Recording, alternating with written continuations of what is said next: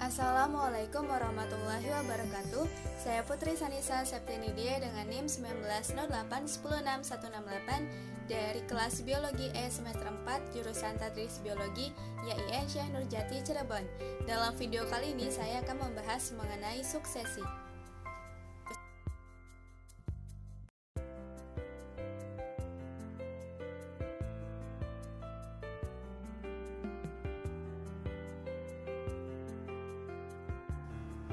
Suksesi merupakan proses perubahan ekosistem dalam kurun waktu tertentu ke arah lingkungan yang lebih teratur atau lebih stabil. Proses suksesi akan berakhir jika lingkungan tersebut telah mencapai keadaan yang stabil atau telah mencapai klimaks. Terdapat beberapa faktor yang dapat mempengaruhi proses suksesi, yaitu sebagai berikut. Yang pertama yaitu luasnya habitat asal yang mengalami kerusakan. Yang kedua yaitu jenis-jenis tumbuhan di sekitar ekosistem yang terganggu. Yang ketiga yaitu iklim. Dan yang terakhir yaitu jenis substrat baru yang terbentuk. Terdapat tahap-tahap suksesi dan karakteristiknya, yaitu sebagai berikut.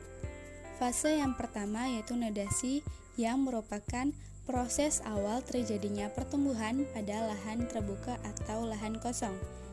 Lalu, fase yang kedua yaitu migrasi, yang merupakan proses hadirnya biji-biji tumbuhan, spora, dan lain-lainnya. Kemudian, fase yang ketiga yaitu eksesis, yang merupakan proses kemantapan pertumbuhan biji-bijian tersebut. Selanjutnya, fase yang keempat yaitu reaksi, yang merupakan proses persaingan atau kompetisi antara jenis tumbuhan yang telah ada atau hidup dan pengaruhnya terhadap habitat setempat.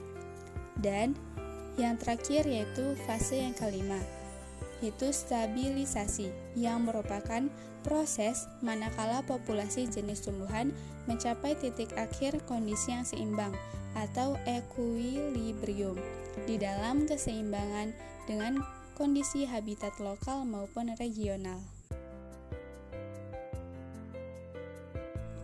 Contoh yang terdapat di Indonesia adalah terbentuknya suksesi di Gunung Krakatau yang pernah meletus pada tahun 1883. Di daerah bekas letusan Gunung Krakatau, mula-mula muncul pioner berupa lumut kerak atau lignas, serta tumbuhan lumut yang tahan terhadap penyinaran matahari dan kekeringan. Tumbuhan perintis itu mulai mengadakan pelapukan pada daerah permukaan lahan, sehingga terbentuk tanah sederhana. Bila tumbuhan perintis mati, maka akan mengundang datangnya pengurai. Zat yang terbentuk karena aktivitas penguraian bercampur dengan hasil pelapukan lahan membentuk tanah yang lebih kompleks susunannya. Dengan adanya tanah ini, biji yang datang dari luar daerah dapat tumbuh dengan subur. Kemudian, rumput yang tahan kekeringan tumbuh. Bersamaan dengan itu, tumbuhan herba pun tumbuh menggantikan tanaman pioner dengan menaunginya. Kondisi demikian tidak menjadikan pioner subur, tapi malah sebaliknya. Sementara itu, rumput dan belukar dengan akarnya yang kuat terus mengadakan pelapukan lahan. Bagian tumbuhan yang mati diuraikan oleh jamur sehingga keadaan tanah menjadi lebih tebal. Kemudian, semak tumbuh.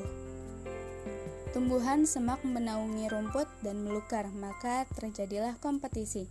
Lama-kelamaan semak menjadi dominan, kemudian pohon mendesak tumbuhan belukar sehingga terbentuklah hutan. Saat itulah ekosistem disebut mencapai kesetimbangan atau dikatakan ekosistem mencapai klimaks, yakni perubahan yang terjadi sangat kecil sehingga tidak banyak mengubah ekosistem itu.